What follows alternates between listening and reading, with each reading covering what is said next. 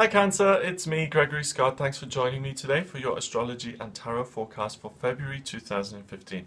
It's really nice to be with you. I'm going to have a look at what's coming up for you in terms of the astrology and the energies that you'll be working with. And the month really starts off positively for you with on the 3rd of February with the full moon in Leo in your second house of money and belongings. And Jupiter, the lucky planet, is in Leo as well, and it's in that house, and it's 9 degrees away from that full moon. So this is really a month that starts wonderfully for you, Cancer, in terms of your money and your belongings, and something positive is going to come in. You may have a communication from somewhere else, you may get a windfall, or you may get a promotion, but someone really comes to you or approaches you and says, here you go, here's some money, okay, on a silver platter. So really expect that to come in. It may be that it's through your own actions, you know, you've applied for a new job or you've applied for a raise and you get a response to that. But really, February starts off fabulously in terms of your finances. Neptune is in Pisces and it's in your 9th house of travel and education. And really what you're doing is you're dreaming of expanding yourself. And I'd like you to listen to those dreams because Mars and Venus are next to that planet, and it means that you can really conceive of something. So allow yourself to dream. You know, if you've always been very small or you felt small about something in your life, you know, I have a little job or I have a little family or I have a little house, and you've always dreamt of having something that is really just wonderful for you. It's not about greed, but it's about having something that you really get a lot of pleasure and enjoyment from. Allow yourself to dream that, because I think you'll get some ideas that will really allow you to put that into action and into practice. Mercury has been in retrograde since the 21st of January, and it comes out of retrograde, which means it looks like it's going backwards, on the 11th of February, which is really fabulous news for you, because dealing with paperwork and dealing with other people's money and all of those legal issues that you may or may not have become much easier and become much more streamlined. When Mercury goes direct, what you're trying to say is actually picked up and put into action much more easily than when it's retrograde, because there's potential for misunderstanding and things fall apart and things go wrong. So really, if you're getting divorced, if you're doing a legal thing, if you're getting married, whatever it is that involves paperwork, do it from the 12th of Feb onwards. It will be much smoother. The new moon happens on the 18th. And this is an area of focus and real strength and new beginnings. And it's in Aquarius and it's in your 8th house. And I really think that there's a big, strong focus on the legal system or other people's money or sort of, you know, paperwork, basically, dealing with official matters. So it could be that you're applying for a job, or that you are going to court, or that you're setting up a new business, or that you're going to the council to have your car smoke tested or whatever. Really, that is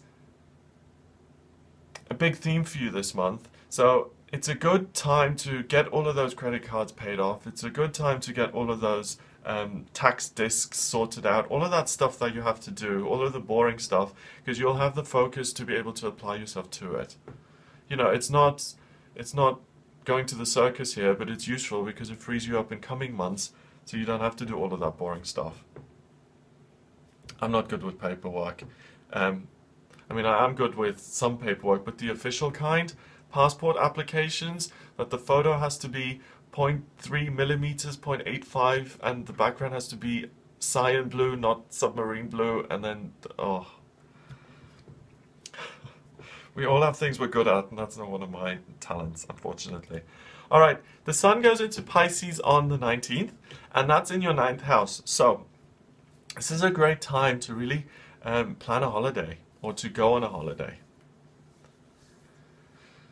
In fact, plan a holiday is better because it's more about dreaming of how you can expand. That kind of theme continues. What can you explore? What can you develop? But the reason I say it's more about planning it than actually doing it is because Mars and Venus go into Aries in your 10th sector of career on the 20th and 21st.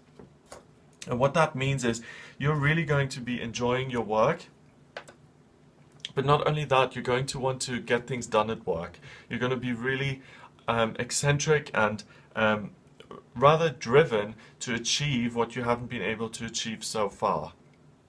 So going on holiday would be like, oh, this is taking away from my actual purpose. The month finishes on the 28th with a grand cross in your chart.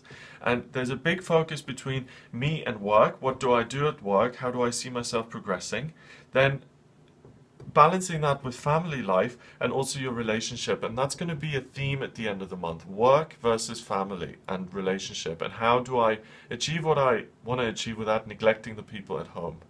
Or, you know, I mean, I'm looking at that from the kind of perspective of the businessman, but if you're a retired painter, for instance, if there's a dichotomy between I want to paint landscapes and I drive and I go out and I, go to different places to paint them, but I've got a husband or a wife at home who needs care, or I've got children or grandchildren that I need to look after, but I'm constantly off painting. How do I balance that?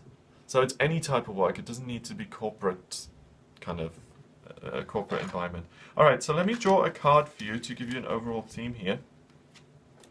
And the card that I've got is the Hermit, which is the 9th card of the Major Arcana. So do some soul searching, especially around the end of the month. And, well, during the month, how do you want to expand? What do you want to grow towards? What's important to you? So think about your own personal growth and how you can reconcile that with other people, and the ideal world scenario is balancing. If you're saying I want to grow and I just want to, everyone else can get lost and I want to do what I want to do, that's not balance. If you're saying I don't care about my dreams, I just want to be there for my family, that's not balance either. The point is to allow you to do what it is you want to do, but also to be there for the people in your life. It's important to have different things going on in different grids. Family, work, romance, money. That's really important in life, because when one of those things drops away, then you're not completely lost. If your whole life is based on your children and your children leave and go to college, what do you do then? And it's a huge loss then. So it's important to have different things going on at different times. Have a wonderful month. If you'd like a private reading with me, please visit my website. It's gregoryscott.com. Remember to subscribe to the YouTube channel if you like these videos. And also, if you want to email me, you can do that. It's readings@gregoryscott.co.uk. I'm using the Radiant Rider Waite deck for this reading. Let's see what's coming up. Okay.